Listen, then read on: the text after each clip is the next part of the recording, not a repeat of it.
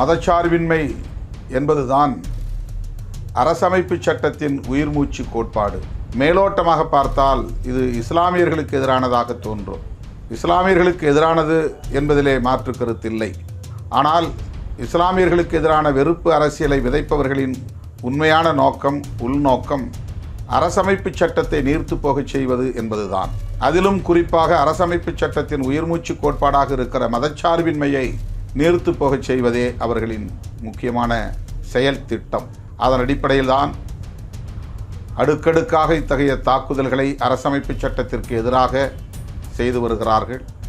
இதனை நாம் நாட்டு மக்களுக்கு உணர்த்த வேண்டும். இந்திய மண்ணில் பெரும் தீங்கு சூழ்ந்துள்ளது. தொடர் தாக்குதல் சட்டத்தின் பெயரால், ஜனநாயகத்தின் பெயரால் திட்டமிட்டு நடத்தப்பட்டு வருகிறது. அதற்கு சான்றுகள் பல உள்ளன. குடியுரிமை திருத்தச் சட்டம் அரசமைப்பு சட்டத்திற்கு எதிரான தாக்குதல், மதச்சார்பின்மைக்கு எதிரான தாக்குதல். அரசமைப்பு சட்டத்தின் உறுப்பு எண் 370 நீக்கம் மதச்சார்பின்மைக்கு எதிரானது, அரசமைப்பு சட்டத்திற்கு எதிரானது. இப்போது வக்ஃப் திருத்தச் சட்டம் நிறைவேற்றப்பட்டுள்ளது. அனைத்து எதிர்க்கட்சிகளும் கடுமையாக எதிர்த்த நிலையிலும் அந்த சட்டம் நாடாளுமன்ற ஜனநாயகத்தின் பெயரால், பெரும்பான்மைவாதத்தின் பெயரால் நிறைவேற்றப்பட்டுள்ளது. இதுவும் மதச்சார்பின்மைக்கு எதிரானது, அரசமைப்பு சட்டத்திற்கு எதிரானது.